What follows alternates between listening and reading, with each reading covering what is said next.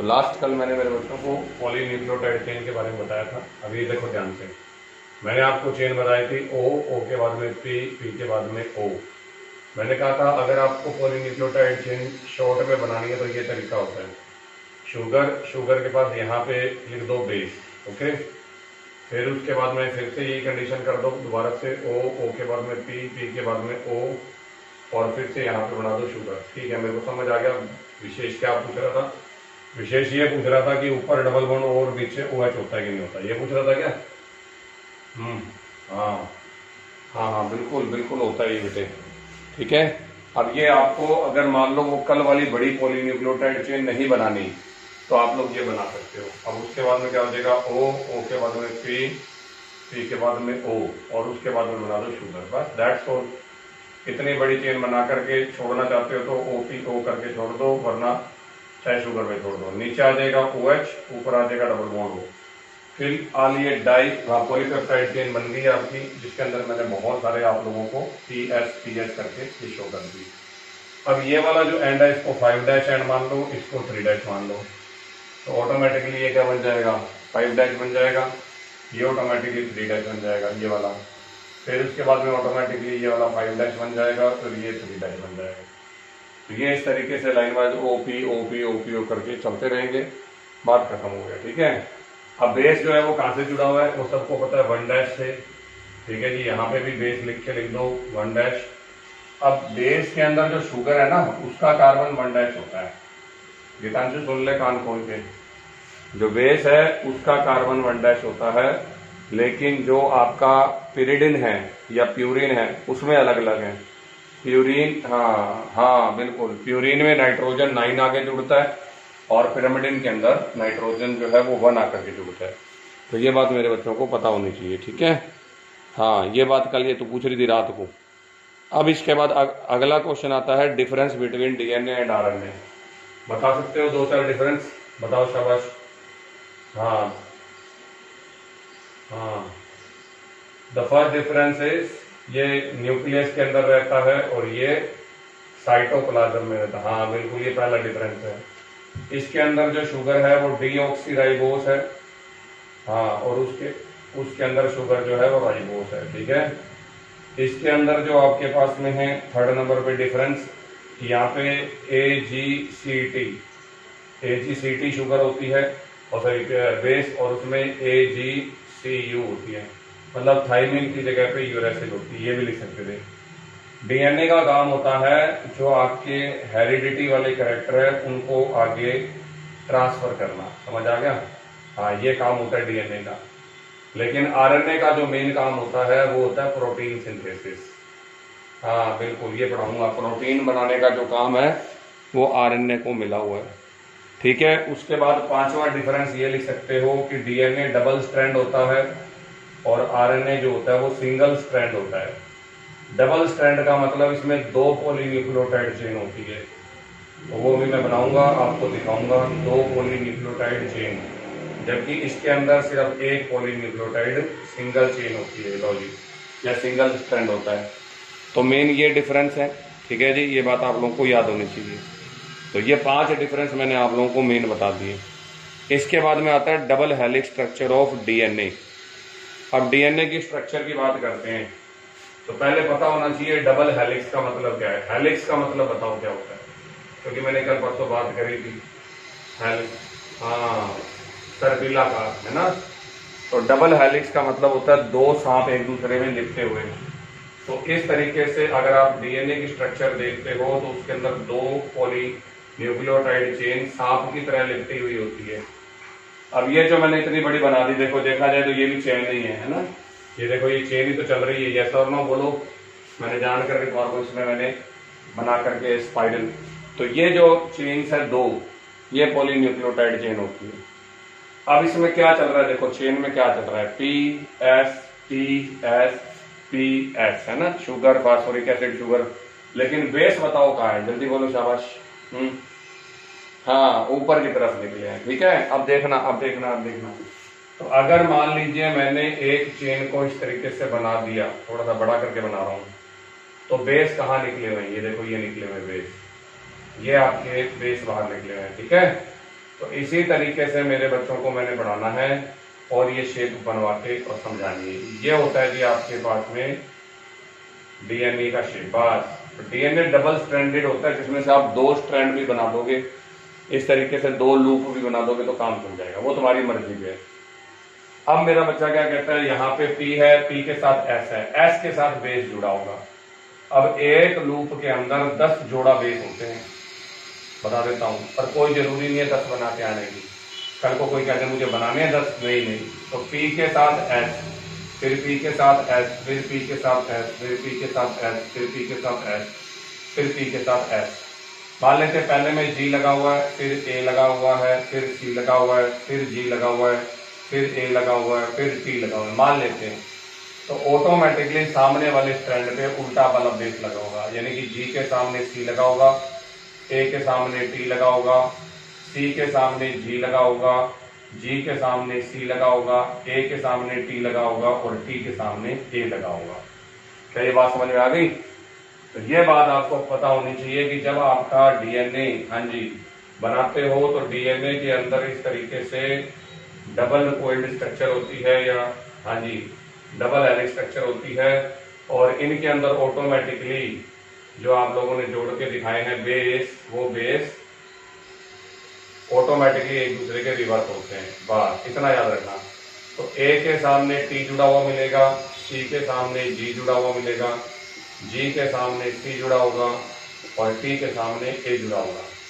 और ये जो मैंने आपको बताई, ये लंबी सारी चेन होती है, काफी लंबी सारी। मान लो यहाँ पे मैंने C लगा दिया तो G लगा होगा, और इसी तरीके से G के सामने C, T के सामने A, हाँ जी, फिर से T के सामने A, फिर A के सामने T और फिर से C के सामने G। ये लो, अब ये जो AGCT है, ये होता है जी आप लोगों का डीएनए। एक बात सुनी होगी आप लोगों ने, डीएनए फिंगरप्रिंट टेक्निक, ये वर्ड सुना है? ये डीएनए फिंगरप्रिंट, हाँ, क्या होती है डीएनए फिंगरप्रिंट टेक्निक? तो जब कहीं पे कोई मर्डर हो जाता है या कहीं पर कोई गड़बड़ हो जाती है, जहां मुझे पेरेंटल, हाँ जी, अपनी सिग्निफिकेंस बतानी पड़ती है या पेरेंटल आइडेंटिफिकेशन बतानी पड़ती है, वहां डीएनए टेस्ट होता है। मान लीजिए कोई जगह खून हो गया और वहां बाल मिल गया, है ना, कोई एक बाल मिल गया, कोई एक टिश्यू मिल गया या कुछ भी मिल गया, है ना, खून, मान लो जी जो खून हुआ है जिसका, उसके नाखून में कोई चमड़ी के मांस मिल गए, तो हम उसे डीएनए टेस्ट कर लेते हैं। तो डीएनए जो है वो छोटी से छोटी सेल के अंदर होता है, चाहे वो बाल हो, चाहे वो छोटा सा चमड़ी का टुकड़ा हो, चाहे नाखून हो, कुछ भी। अब ध्यान से देख लो, अब इसके अंदर आप लोगों ने क्या करा, जो डीएनए टेस्ट होता है, मान लो खून हो गया तो पहले चेकिंग करी जाएगी, खून के घर वाले बंदे ने तो नहीं कर दिया, तो उसके नाखून से जो आपने निकाले हैं चमड़ी के टुकड़े, उसका डीएनए टेस्ट किया जाएगा। तो डीएनए जो टेस्ट होता है ना, ये देखो जी, ये जो ऑर्डर लगा हुआ है ACGPC, ये बड़ा सारा होता है डीएनए, और हर बच्चे का, इवन जो हर दुनिया का आदमी है, उसका ये डीएनए अलग अलग है, बिल्कुल, ये सब के लिए अलग अलग है, इसलिए इसको डीएनए फिंगरप्रिंटिंग बोलते हैं। कल को तुम कह दो जाकर के ये मेरा पापा है और वो मना करने को बैठ दे, नहीं मैं तो इसका पापा नहीं हूँ, तो फिर डीएनए फिंगरप्रिंट होएगा। हाँ, क्योंकि आधा डीएनए आता है मम्मी से और आधा मिलता है पापा से। तो जो ये डीएनए का, हाँ जी, ऑर्डर लगा हुआ है AGCT जो भी लगा हुआ है, ये आधा बच्चे को मिलता है मम्मी से और आधा मिलता है पापा से। तो अगर मान लीजिए मैं अपने डीएनए को चेक कराऊंगा तो मेरा डीएनए आधा मम्मी से और आधा पापा से मिलता हुआ दिखेगा, या मेरे बच्चों का मेरे से और मेरी वाइफ से मिलता हुआ दिखेगा। तो इनसे ही आपकी चेकिंग होती है। तो मान लीजिए नाखून से जो चमड़ी हमने निकाल ली है, उससे पता लग जाएगा कि ये बंदा घर का ही है कि बाहर का है, ये बात आपको पता होनी चाहिए। तो अब बाकी जो बातें वो पढ़ने वाली है, वैसे ना पढ़ो तो भी कोई खास फर्क नहीं है, क्योंकि मैंने ज़्यादा से ज़्यादा इस क्वेश्चन को आके आता हुआ देखा है, डीएनए के मॉडल को मैंने आज तक नहीं देखा आता हुआ। फिर भी मैं बता देता हूँ, डीएनए के अंदर 2 स्ट्रैंड होते हैं, जिनमें आपके पॉलीन्यूक्लियोटाइड चेन एक दूसरे से जुड़ी हुई होती है। A और T जुड़े होते हैं डबल बॉन्ड से, यानी 2 हाइड्रोजन बॉन्ड से। C और G जुड़े होते हैं 3 हाइड्रोजन बॉन्ड से। बिल्कुल बिल्कुल बिल्कुल। फिर उसके बाद मैंने बता दिया कि एक लूप के अंदर लगभग 10 न्यूक्लियोटाइड के बेस के पेयर होते हैं। ये जो बेस के पेयर मैंने, हाँ, ये 10 होते हैं। फिर डायामीटर भी लिखा हुआ है कि every turn of coil is 34 millimetre nanometre, और उसका डायामीटर होता है वो 20, हाँ जी, यानी कि 2 नैनोमीटर का होता है। तो ये फालतू की बातें हैं। अब इवन देन इन्होंने ये भी लिखा हुआ है कि आदमियों के अंदर, यानी कि जो अपने ह्यूमन बींग्स है, उसके अंदर जो ये आपका प्यूरिन और पिरामिडिन का रेशियो है वो 1.5 होता है।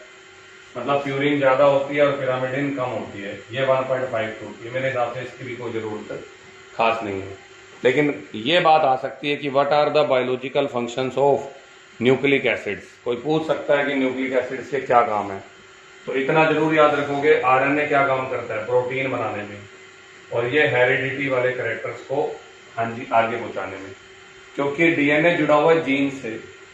आज नॉर्मल सी बात है, मम्मी भी लंबी है पापा भी लंबा है तो बच्चा और भी लंबा होएगा, देखना ये बात है ना। और भी लंबा होने का रीजन तो वो डार्विन का जो हेरिडिटी वाला वो है प्रिंसिपल, वो लगता है कि उसने कहा था जो नई पीढ़ी होती है वो अपने मम्मी पापा से भी एडवांस होती है।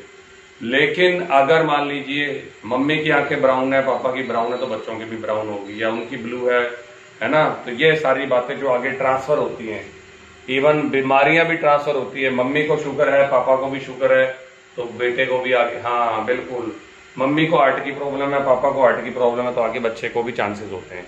इवन दादा नाना को है और मम्मी पापा को नहीं है तो भी आने के चांसेस होते हैं। हाँ चलो वो बातें बायोलॉजी की है। तो ये सारी बातें हैं। तो हेरिडिटी गुण का मतलब है ना कि ये डीएनए करेगा, डीएनए मम्मी पापा से बच्चों में आगे प्रॉपर्टीज को ट्रांसफर करता है। और ये कहता है मैं प्रोटीन बनाता हूँ, हालांकि इसके अंदर प्रोटीन बनाने का तुम्हारे सिलेबस में कुछ भी नहीं है। तुम्हारे सिलेबस में 2 बातें हैं, ठीक है ना, वो मैं पढ़ा रहा हूँ और उसको ध्यान से रखना, बस और कुछ नहीं है। जब भी प्रोटीन बनता है तो डीएनए बड़ा हाँ जी शाना होता है, शाना मतलब बड़ा ही दिमाग वाला। डीएनए एक्चुअल में आपको बता देता हूं पूरे पावर हाउस को संभालता है या पूरी सेल को कंट्रोल करके रखता है। डीएनए कप्तान है, कैप्टन, और ये चाहता है कि पूरी सेल जो है वो मेरे अंडर चले। इसीलिए जो डीएनए है वो सबसे पहले रेप्लिकेशन करता है। तो आपसे रेप्लिकेशन वर्ड पूछा जा सकता है, ये क्या होता है? रेप्लिकेशन का मतलब मैं बताऊं डुप्लीकेशन। अब डुप्लीकेशन तुम समझ सकते हो, खुद को, हाँ खुद को डबल कर लेना। तो सबसे पहले काम होता है डीएनए को खुद को डबल करना। तो ये डबल कर लेता है, मान लो पहले से 1 करोड़ है तो डबल होके 2 करोड़ हो जाते हैं। अब उन 2 करोड़ में से आधे यानी 50,000, 2 करोड़ के 1 करोड़ के आधे 50,000 आगे आरएनए बनाते हैं। अब आरएनए जब बनाते हैं, हाँ 50 लाख सॉरी। अब जो आरएनए बनेगा उस प्रोसेस को बोलते हैं ट्रांसक्रिप्शन। तो कल को ये भी आ सकता है व्हाट इज ट्रांसक्रिप्शन। तो ट्रांसक्रिप्शन में लिख के आओगे the formation of RNA with the help of DNA is known as transcription. अब आरएनए बन गया, अब लास्ट काम है प्रोटीन का सिंथेसिस। तो इस प्रोसेस को बोलते हैं ट्रांसलेशन। बस और कुछ मत पढ़ के जाना, ये 3 वर्ड याद कर लो, रेप्लिकेशन, ट्रांसक्रिप्शन और ट्रांसलेशन। बाकी कुछ मत पढ़ना, नोट्स में है तो है, छोड़ दो। अब ये प्रोटीन बनाएंगे, मैं सिखा रहा हूं जी प्रोटीन कैसे बनता है। पर मुझे इतनी सी बात बता दो, प्रोटीन बना किससे था? हाँ जी प्रोटीन, गलत जवाब मेरे बच्चे।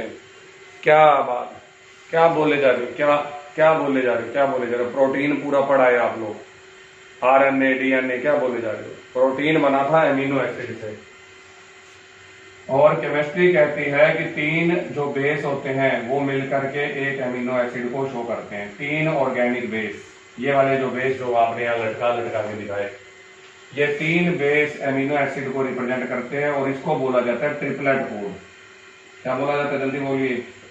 हाँ जी बायोलॉजी वालों के लिए, हाँ बायोलॉजी वालों के लिए फायदा है क्योंकि मैं भी बायोलॉजी का स्टूडेंट रहा हूं तो मुझे फॉर्मेशन बड़ा अच्छे से बताना आता है।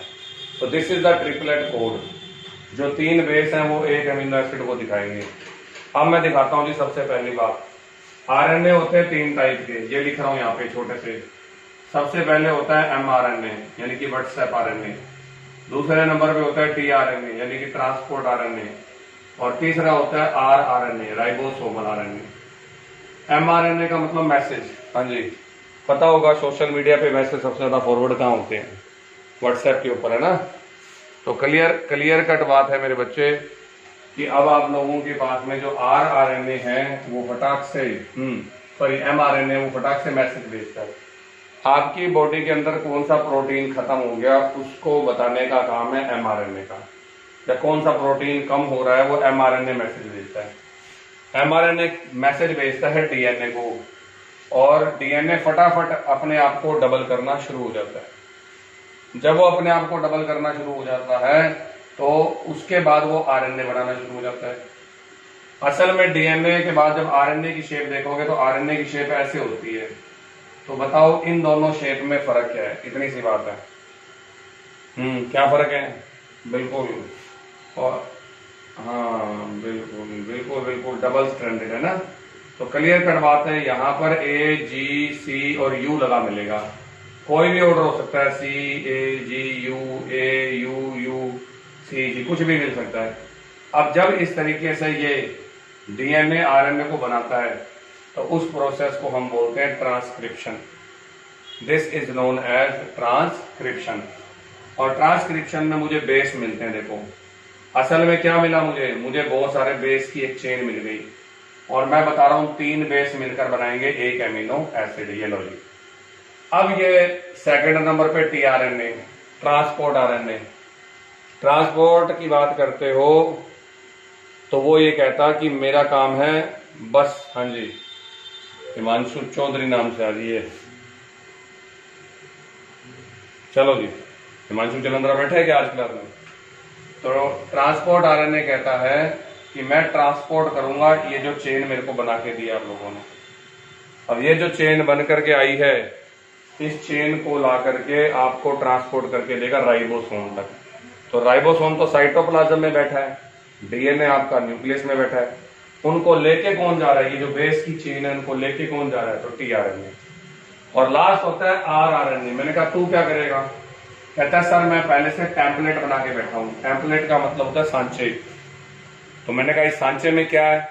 कहता है इस सांचे में 3-3 के सेट लगे हुए हैं, ये देखो। मैंने कहा कितने लगे हुए हैं? कहता जितने का प्रोटीन है। कहता अगर 574 एमिनो एसिड वाला प्रोटीन है तो 574 टेम्पलेट है। ये इस तरीके से सॉकेट्स बना रखे हैं। इन सॉकेट्स पे आकर के आपका बेस कनेक्ट हो जाएगा। सुनना इस बात को। इसका मतलब अगर मान लो मेरा एक एमिनो एसिड 100 का, सॉरी एक मेरा प्रोटीन 100 एमिनो एसिड से बना हुआ है, तो बताइए उसमें बेस कितने होंगे? शाबाश, बड़ा simple question. If A protein is formed by 100 amino acid, तो उसके अंदर ये वाले जो टेम्पलेट है ये टोटल 100 होंगे और बेस 300 हो जाएंगे। और मजेदार बात, पहला जो सेट है वो होता है AUG। और पता मुझे याद कब का? ये जब मैं BSc 3rd ईयर में था तब का याद है मुझे AUG। और AUG इसलिए याद है, AUG का मतलब अगस्त, और मेरा हैप्पी बर्थडे भी अगस्त में आता है, तो मेरे को इस तरीके से ये याद है। तो AUG की अगर आप लोग बात करते हो तो AUG मिथियोनिन को दिखाता है, और AUG बड़ा इतराता है, कहता कि सर जब मैं स्टार्ट होऊंगा तभी कोई प्रोटीन बनना शुरू होगा। इसलिए बायोलॉजी वाले इसको स्टार्टिंग कोडोन कहते हैं। इसे बोलते हैं स्टार्टिंग कोडोन। इसके लगते ही प्रोटीन बनना शुरू हो जाता है। अब पीछे कुछ भी लग सकता है, UAC, AUG, कुछ भी, GUG, GUC, AUC, इस तरीके से। और हर किसी को, जैसे मैं तुम्हें शो कर रहा हूं कि एक पर्टिकुलर कोड मिथियोनिन को दिखा रहा है, वैसे ही हर किसी को दिखा, कोई ग्लूटामिन को दिखाता है, कोई वैलिन को दिखाता है, कोई किसी को दिखाता है। अपने को रटने नहीं है। पर अब बच्चा क्या पूछता है बायोलॉजी में कि सर ये कोडोन 3 का ही क्यों है? अब बच्चा ये पूछता है 1 का क्यों नहीं है, 2 का क्यों नहीं है, 4 का कोडोन क्यों नहीं है, फिर 3 का कोडोन क्यों है? तो बड़ा आसान क्वेश्चन है। ये बताओ पहले नंबर पे बेस कितने थे, सॉरी एमिनो एसिड कितने थे? हाँ, एमिनो एसिड कितने होते हैं टोटल? पढ़ाए कि मैंने? हाँ जी, टोटल एमिनो एसिड होते हैं 20। पता नहीं, जिनमें से 10 थे एसेंशियल, 20 एमिनो एसिड थे। हाँ, जिसमें से 10 एसेंशियल थे। 1 मिनट होल्ड करो।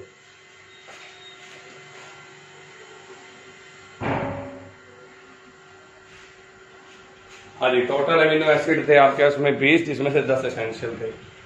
अब बेस कितने हैं जल्दी बताओ फटाफट। बेस कितने हैं आरएनए में? कमाल है यार, 4 ही तो बेस है। क्या पता नहीं क्या सोचने लग जाते हो। AGCU बेस 4 हैं और एमिनो एसिड 20 हैं। अब मुझे रिप्रेजेंट करना पड़ जाता अगर एक से, तो मैं ज्यादा से ज्यादा कितना करना पड़ता है? 4 को। क्यों? मेहमान आ रहे हैं तेरे घर में 20, ठीक है, और रसगुल्ले तू ला रहा है 4। अब देख ले थोड़ी देर में लड़ाइयाँ हो रही है कि मेहमान एक दूसरे के बाल, है ना, बाल पाड़ रहे होंगे, है ना, मैं खाऊंगा ये रसगुल्ला वगैरह, नहीं तू कैसे खाएगा, मैं खाऊंगा। तो लड़ाई करवाओगे क्या घर में इस टाइप की? ये तो बेइज्जती वाली लड़ाई है। हाँ, नहीं कराएंगे। अब मैंने क्या करा, मैंने 2-2 के जोड़े बना लिए। 2-2 के जोड़ों का मतलब 4 का स्क्वायर, 4 का स्क्वायर यानी कि 16। अब अगर 2-2 के कोड बनते हैं AG AC AU GC GU, तो 16 कोड बनेंगे। फिर से रसगुल्ले कितने हो गए? 16। मेहमान कितने हो गए? फिर से लड़ाई होगी। चलो 4 को डायबिटीज है, उनको खाने नहीं है, पर जिनको खाने नहीं है ना, पार्टी में जाके सबसे पहले वही खाते हैं। मैं तो 2 खाऊंगा आज, पार्टी में तो जरूर खाऊंगा, बाकी कभी खाऊं ना खाऊं, है ना। तो इसका मतलब ये 16 वाली बात भी गलत हो गई। लेकिन अगर आप 3-3 के कोड बना लेते तो 4 की पावर 3 कितने का कोड बना, जल्दी बोलिए? 4 × 4 × 4 64। Very good. और अब बंदे कितने हैं? 20। गुलाब जामुन कितने हैं? 64। या रसगुल्ले कितने हैं? 64। क्या लड़ाई होगी? हाँ, तो मेरे प्यारे बच्चों 64 कोडोन्स होते हैं 20 के लिए। इसका मतलब एक मेहमान, कुछ बच्चे ऐसे भी तो होते हैं जो 3-3 खा जाते हैं, हम तो 4 खा के आएंगे, 5 खा के आएंगे। तो कुछ, हाँ, सुन, कोडोन होते हैं। मैं तेरे को पहले बता के आ चुका हूं कि 3 बेस मिलकर एक एमिनो एसिड को दिखाएंगे और उसको ट्रिपलेट कोड बोलते हैं। तो मैं ये शो कर रहा हूं ट्रिपलेट कोड क्यों बना। तो ट्रिपलेट कोड इसलिए बना क्योंकि 3 से बनेंगे 64 कोड और 64 कोड दिखाएंगे 20 को। अब देखा जाए तो ज्यादा हो गए कोड, पर एक कोड से एक एमिनो एसिड को दिखाना है। तो कुछ ऐसे अमीनो एसिड है जिनके लिए 2 या 3 कोड भी है, ठीक है। इसलिए मेहमान बताया था कि कुछ मेहमान ऐसे भी हैं जो 2-3 गुलाब जामुन खा जाए ना, लेकिन 3 कोड हैं जो खराब हैं, जिससे किन को भी फायदा नहीं है। तो टोटल इन यूज कोड कितने होते हैं? 61। 3 कोड है, ये बायोलॉजी में बताया भी जाएगा तुम्हें, जिनसे कोई काम नहीं लिया जाता।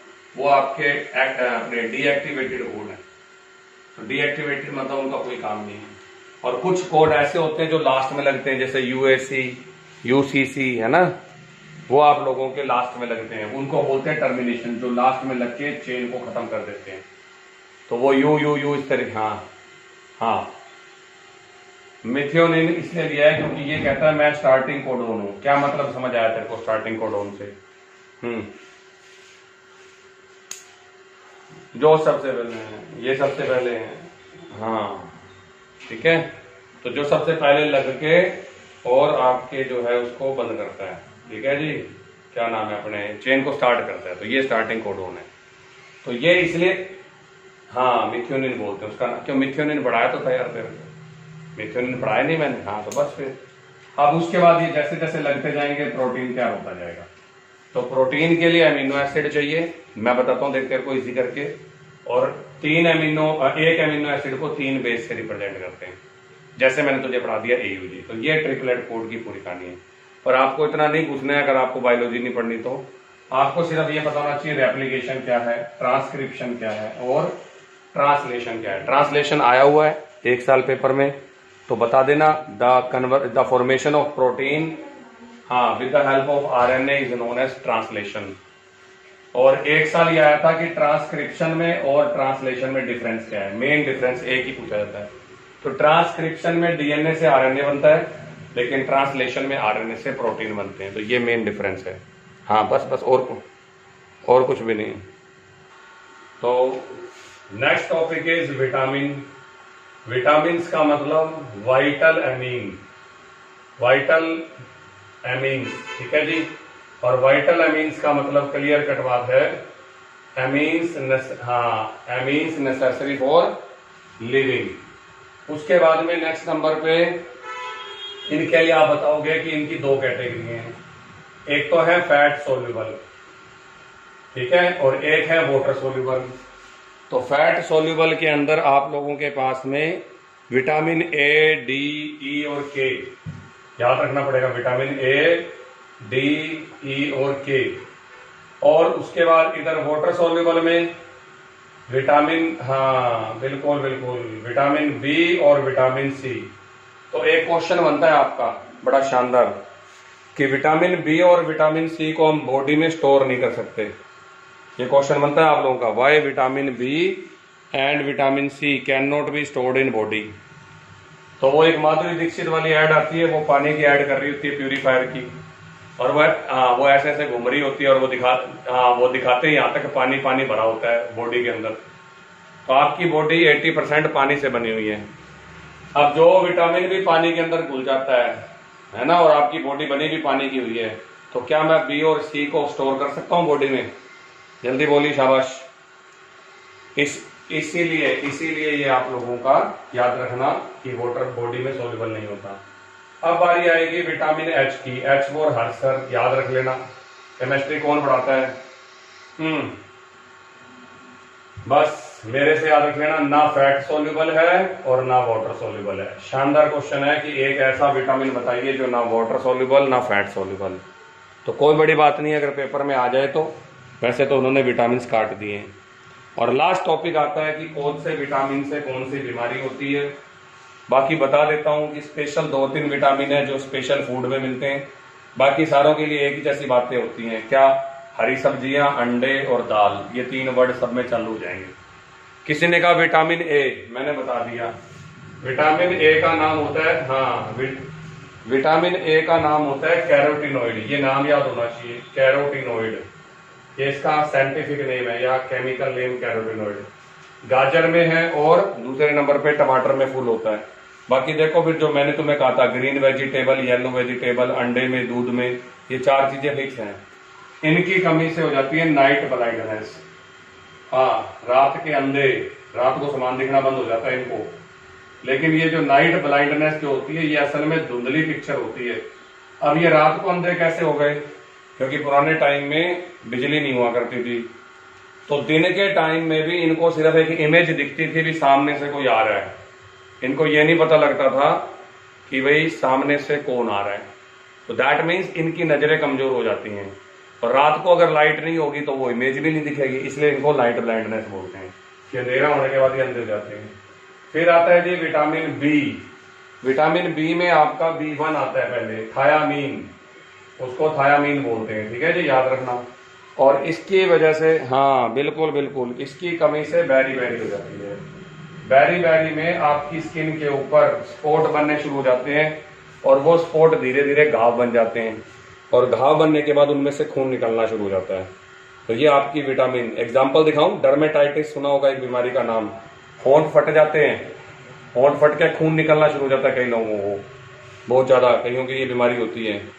विटामिन B2 होता है राइबोफ्लेविन, और इसमें आपका वेट लॉस भी हो जाता है, ठीक है जी, ये भी याद रखना। विटामिन B2 होता है आपका राइबोफ्लेविन। तो राइबोफ्लेविन जो आप लोगों का है, उसकी कमी से आपके पास होता है सौर टंग, जीभ मुड़ जाती है, लिप्स क्रैक हो जाते हैं, डर्मेटाइटिस, चमड़ी पर हो जाता है।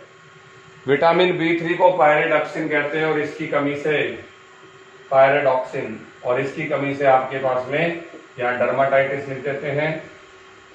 और विटामिन B3 की कमी से होता है एनीमिया, खून की कमी हो जाती है।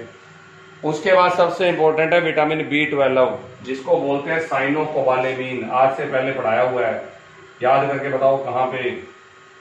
हाँ, साइनोकोबालेमिन कहाँ पढ़ाया मैंने पहले, ये बताओ। ये, हाँ, ये कोबाल्ट का कॉम्प्लेक्स है, और इसकी कमी से भी आप लोगों को एनीमिया हो जाता है, और कभी कभी नर्वस सिस्टम में प्रॉब्लम आती है, ठीक है जी। अब विटामिन सी आ गया।